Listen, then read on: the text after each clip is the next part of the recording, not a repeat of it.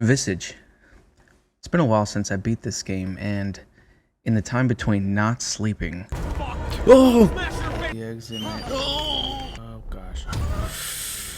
Oh! I don't hear her. I hear her now. Oh!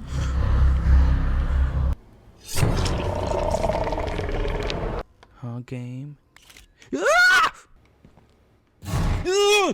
I don't know what that was. I'm still reminiscing on the stories that unfolded. The loss, the regret, the hate, all culminating in a tale of souls lost in a sea of sorrow. The lives that lived in this house were all struck by tragedy through various circumstances. It's the thread that runs through this story. From the very beginning, the scene opens in a gruesome manner.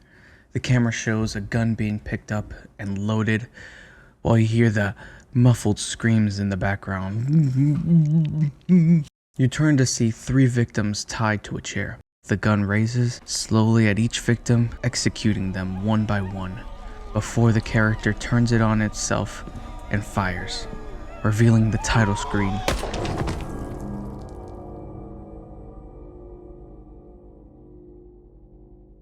There is no joy to be found here, no moments of levity. A journey not for the faint of heart, but a journey that should be taken nonetheless. Tragedy is a part of life, and if we can't learn to confront it, we live unprepared to face what is an unfortunate but essential part of the human experience. It took me a bit to really grasp the theme this game was showing. I consider myself slow to grasp things, and I didn't realize at first that I was playing the character from the intro that shot the family before ending his own life. The stories I witnessed were from those who lived in the same house in the years prior to his. I played through 3 chapters in the following order: Raken, Lucy, and Dolores. A theory I read posits, and I'm not sure if maybe this has been confirmed, that Dwayne had an impact, seems mostly negative, on the inhabitants of the home. Something about him having a hand in the tragedy. Whether directly or indirectly, on their lives, which steered them towards their horrific ends. The comic book Neighbors, which is completed by collecting those ripped pages throughout the game, revealed the same story I was playing, but from the neighbor's perspective. It centered on Rose, the lady who would call throughout the main story. Rose had lived through the comings and goings of each of these families, including a Lewis Taylor that I will admit I did not really catch during my playthrough. I did find a Reddit post by user RazorSharp-666 that worked to break down much about Lewis. Lewis moved in around 1965 and was alone. Not much is known about this character. He worked as an operator at Riversdale Water Treatment Plant. He's encountered as Goo Man and is seen in all chapters. In Lucy's, he appears behind Dwayne in an inverted arch position as he enters an empty room and is possibly the standing shadow in the upside down living room.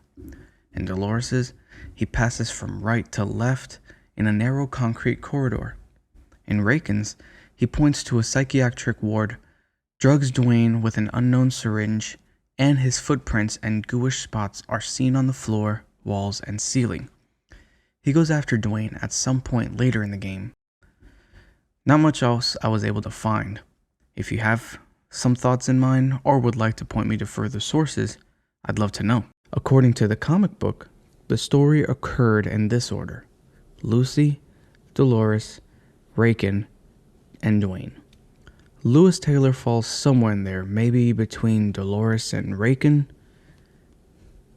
Suffice it to say, this game depressed me.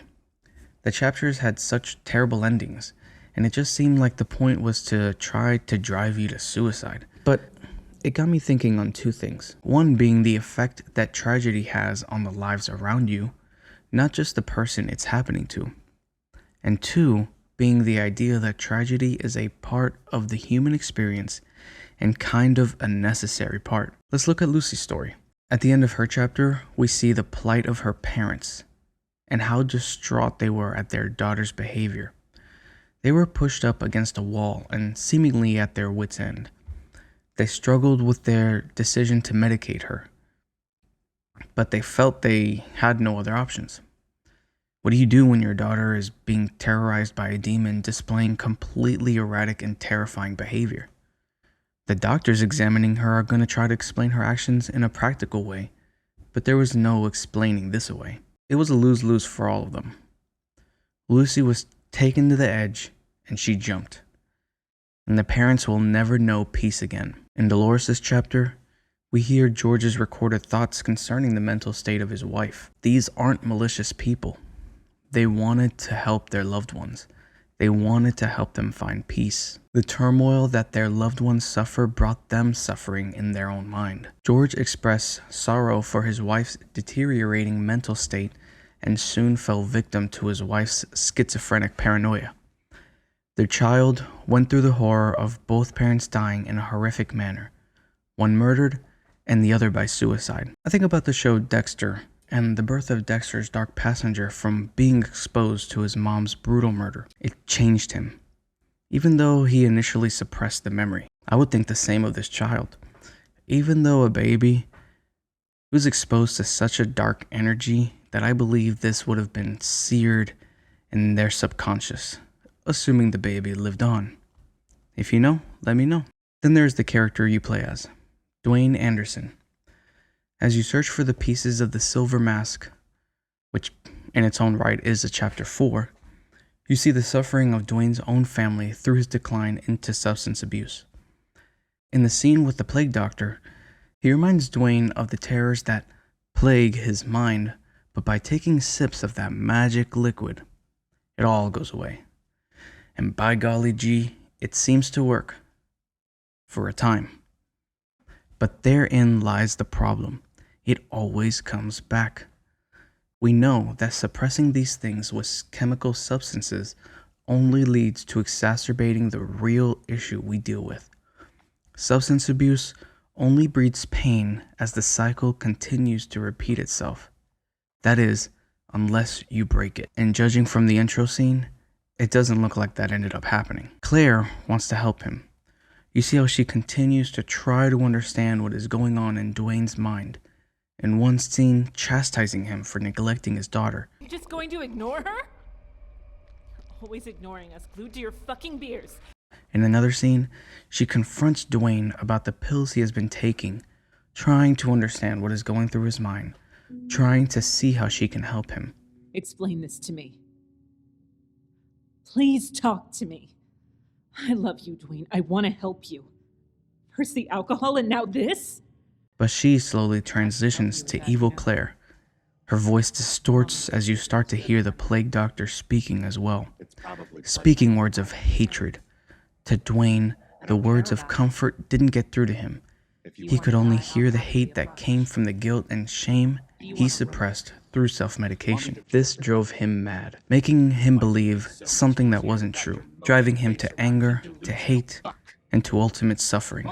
This house has a history, and Dwayne does not stray far from it. He hurts as they had hurt. He struggles as they had struggled. Ultimately, he succumbs, as they did. I despise your children, despise you. You're horrifying. You should die. Pain leaves a mark, a notch in the tree of memories. Bracken, Lucy, Dolores, they all scratched a mark on that tree. Dwayne was destined to do the same. And here lies the theme. Tragedy is a necessary part of the human experience. It is not good, but it is part and parcel with what it means to be a human being. We are shaped by the things around us. Nature versus nurture, society says. What is instinctual within us versus what around us molds us to be the person we are today. Tragedy plays a big part. It shows us who we really are. We can choose to run from it, hide it away in the darkest corners of our mind, and hope that one day we don't have to confront it. But then one day, it shows up as a goo monster and chokes the very life out of us. We can't breathe. We just descend into further darkness, impacting not just our own lives, but those around us. We never find peace.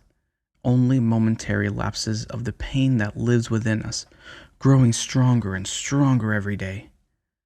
Or we can deal with the pain head on and move forward into being better for it. It doesn't mean we love for it to happen, nor that we should be glad it did. By no means. I would never look a parent in the eye and say it was good for them to live through the death of their child.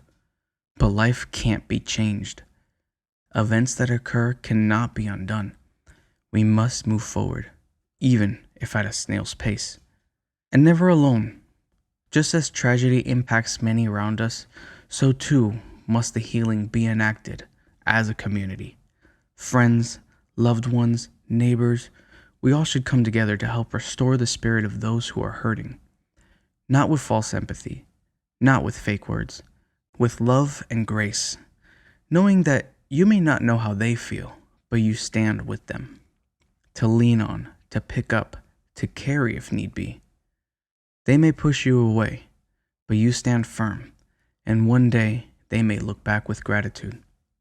And if they don't, understand that your role is not meant to receive accolades, it is to prop up. And when the dark times have passed, when the waves of pain have eased, understand that you will not be free from the hurt, but you will be equipped to help another in their time of need. Tragedy should bring us closer together and strengthen the community. But alas, it is not always that way. The world is cruel and under the curse of sin. We hide from the light and despise the Creator, but His mercy is great, and we can find comfort in His embrace. He brings us into the fold, and we can find fellowship with the Church of Christ. This is a community worth sticking with and fighting for. There have been some games that have stuck with me long after I played it. Memories etched into my brain. Visage is a unique game for me.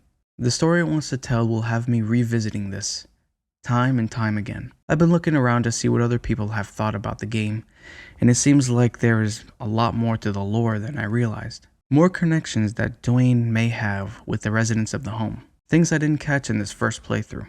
I'll definitely need to come back to it again in the future. I have a feeling that this will have a special place in my mind. I look forward to what the studio Sad Square brings next. But for now, I have Visage.